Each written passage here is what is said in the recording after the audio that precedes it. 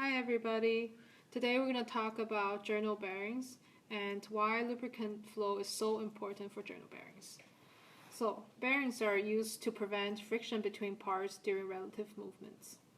And for the journal bearing that we're going to talk about, there are four major parts.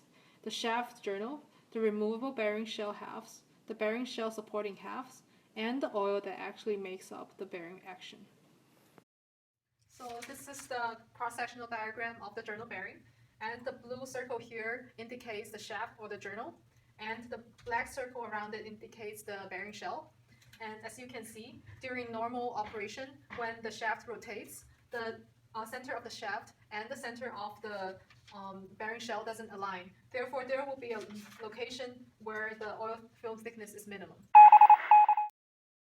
This graph, the red part indicates the pressure profile of the journal bearing, and the sum of the vertical components add up to the applied load, and horizontal components cancel out for equilibrium. As you can see, as the distance or the gap between the shaft and the bearing becomes smaller, the pressure would increase.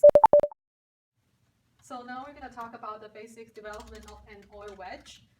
As you can see, this is a simplified diagram of the journal bearing, and this is the bearing shell that remains still, and this is the shaft that rotates in the speed u, so like in this direction.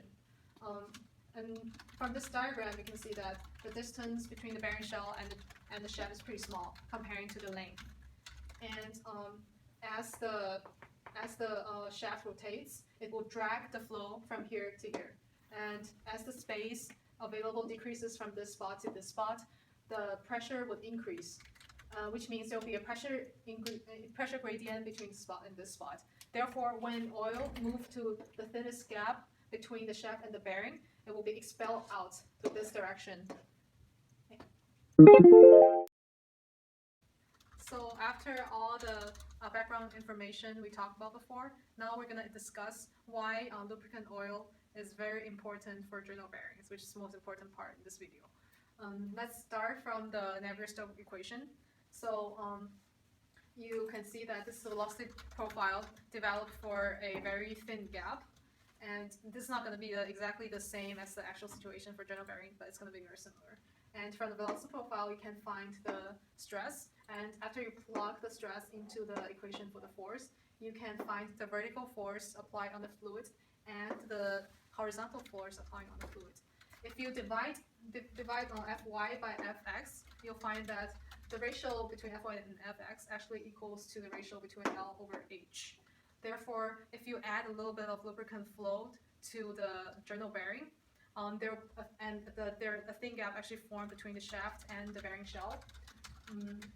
Even though you have a very heavy load in the vertical direction, and you're going to have a very small Fx, which is a sliding force. And this means that even though when the shaft rotation is causing a very, very heavy load in the vertical direction, the sliding motion between the shaft and the bearing shell is going to be very smooth.